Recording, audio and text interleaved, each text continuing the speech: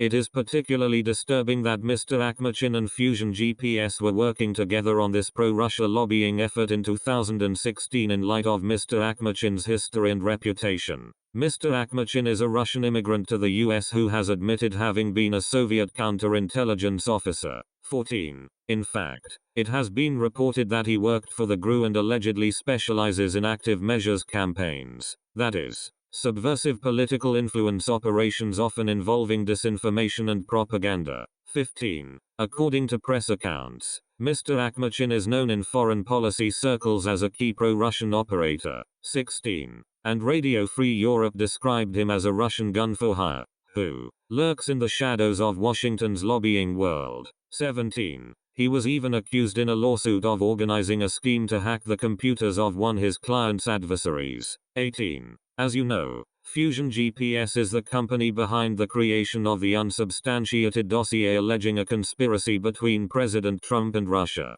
It is highly troubling that Fusion GPS appears to have been working with someone with ties to Russian intelligence, let alone someone alleged to have conducted political disinformation campaigns as part of a pro-Russia lobbying effort while also simultaneously overseeing the creation of the Trump-Russia dossier. The relationship casts further doubt on an already highly dubious dossier. The actions of Mr. Akhmachin, Fusion GPS, and the others described in Mr. Browder's complaint appear to show that they acted on behalf of a foreign principal. This is exactly the type of activity Congress intended to reach with FERA. When properly enforced, FERA provides important transparency. However, in this case, because none of the parties involved in the anti-Magnitsky lobbying had properly registered under FERA, these suspicious connections were not appropriately documented and brought to public light. In fact, it is unclear whether the FBI was or is aware of Fusion GPS's pro-Russia lobbying and connection to Mr. Akhmachin, or that these efforts coincided with the creation of the dossier. Presumably, such awareness would have informed the FBI's evaluation of the dossier's credibility. This is why it is important for the Department of Justice to actually enforce FERA's disclosure requirements. In order for the committee to evaluate the situation, please respond to the following by no later than the 14th of April, 2017. What actions, if any, has the Department of Justice taken to enforce FERA's requirements regarding the parties identified in Mr. Browder's the 16th of July, 2016 complaint? None of the parties involved appear to have registered these activities pursuant to FERA. Why has the Justice Department not required them to register under FERA? Has the Justice Department sent letters of inquiry to any of the parties identified in the complaint? If so, please provide copies. If not, why not? Under 28 CFR 5.2, any present or prospective agent of a foreign entity may request an advisory opinion from the Justice Department regarding the need to register.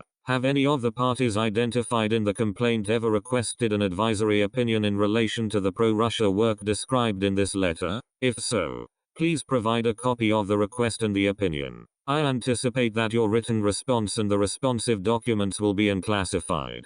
Please send all unclassified material directly to the committee, in keeping with the requirements of Executive Order 13526. If any of the responsive documents do contain classified information, please segregate all unclassified material within the classified documents. Provide all unclassified information directly to the committee, and provide a classified addendum to the Office of Senate Security. The committee complies with all laws and regulations governing the handling of classified information. The committee is not bound, absent its prior agreement, by any handling restrictions or instructions on unclassified information unilaterally asserted by the executive branch.